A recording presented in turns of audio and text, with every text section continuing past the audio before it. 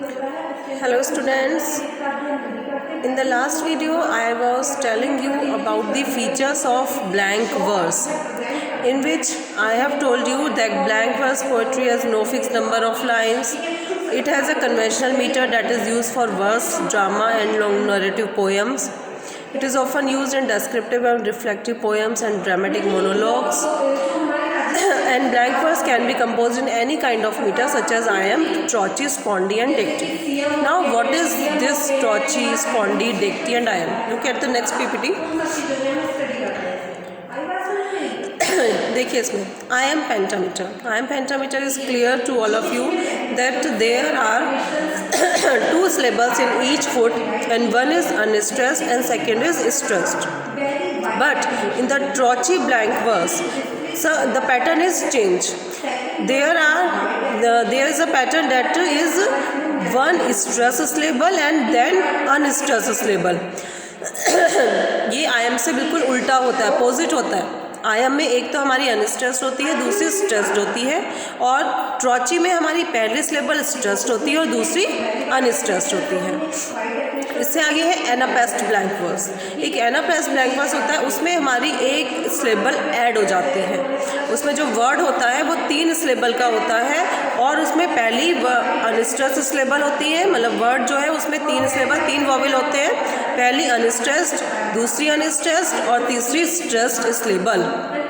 Number 4, dictee blank verse, stressed dictee. Dictee is also a form of a type of blank verse in which one stressed syllable, second unstressed and then again unstressed syllable. तो इस तरह से ये कुछ pattern हमारे बनते हैं जिसको फॉलो करके राइटर्स ने, पोएट्स ने अपनी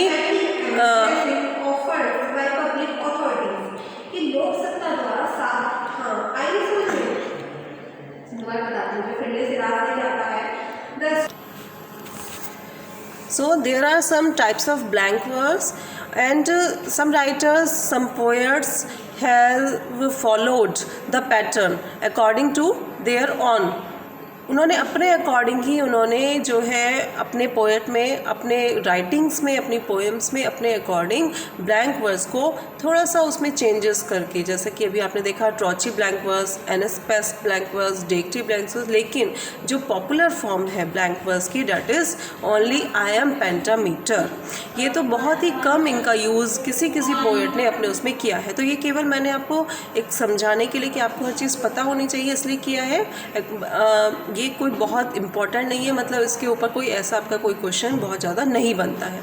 केवल आपका ये हो सकता है give the 2 types of blank verse या give 3 types of blank verse, तो आप ये इसमें लिख सकते हैं और उसमें साथ में आप पैटर्न भी लिख सकते हैं.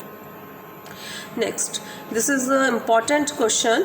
The Earl of Surrey introduced blank verse in English literature in 1540. सबसे पहले जो ब्लैंक वर्स को इंट्रोड्यूस किया था इंग्लिश लिटरेचर में, that poets name was the Earl of सुरे. द अर्ल ऑफ सुरे. Shakespeare, Marlowe, John Donne, John Keats and many other poets and dramatists have used this device in their work. Have a look at some example. इसके अलावा Shakespeare हो गए, Marlowe, John Donne, John Keats, इन लोगों ने poetry कम लिखी, लेकिन इन लोगों ने अपने ड्रामा में इन लोगों ने ज़्यादातर ड्रामा लिखे. John Keats was also a poet, but Shakespeare और मार्लो वॉज फेमस ड्रामेटिस्ट. इन लोगों ने ड्रामा ज़्यादा लिखे, प्लेज ज़्यादा लिखे, तो उन्होंने अपने पोएम और अपने ड्रामाज में और प्लेज में इस डिवाइस को काफ़ी यूज़ किया, ब्लैंक वर्स को काफ़ी यूज़ किया. Now look at the some example. This is example from mending walls. There is that doesn't love a wall, that sends the frozen ground swell under it and spills the upper boulders in the sun. This poem has no proper rhyme. अब आप देख रहे हैं इसमें कोई rhyming scheme नहीं है. Last में वॉल आ रहा है, यहाँ पर इट आ रहा है, फिर थर्ड लाइन में सन आ रहा है, तो कोई भी कहीं से भी किसी भी प्रोनाउंसिएशन मैच नहीं हो रही है. Means there is no rhyming scheme in these lines.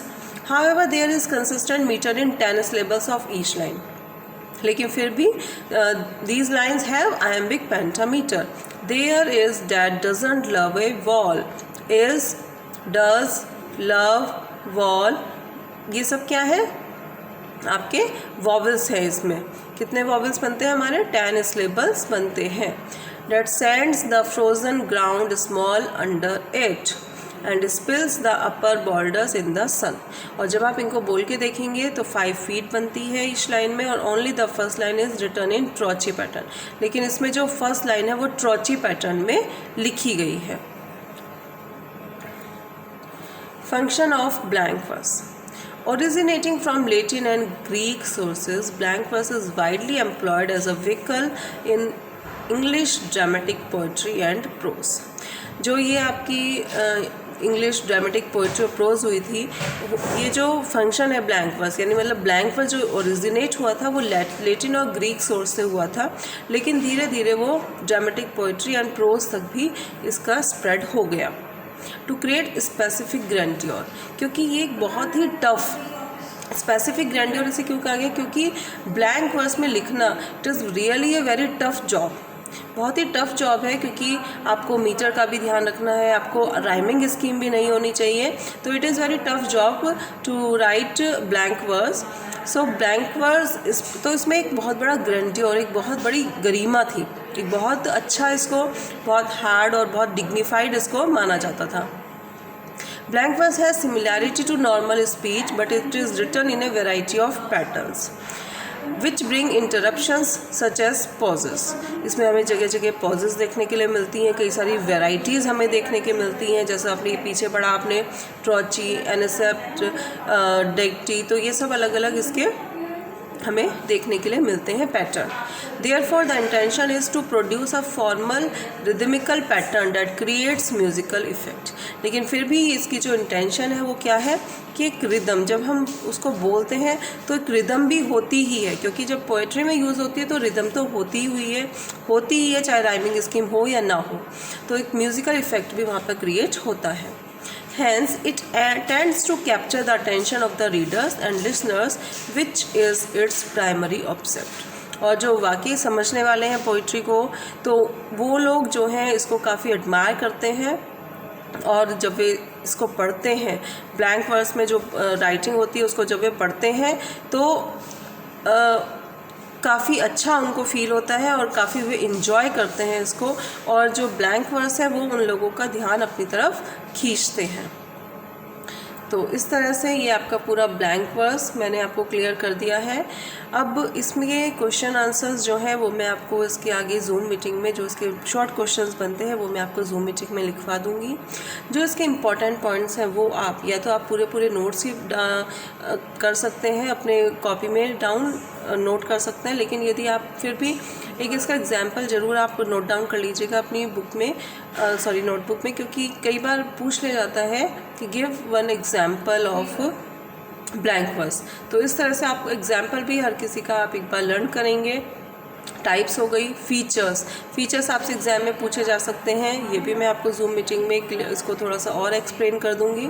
और ब्लैंक वर्स की जो ये स्टार्टिंग में आप देख रहे हैं पीपीटी, ये आपकी डेफिनेशन होती है, जो कि राइम स्कीम के यदि आपसे पूछा जाए कि व्हाट इज़ ब्लैंक वर्स, तो आप इसकी ये पूरी की पूरी डेफिनेशन आप उसमें दे सकते हैं।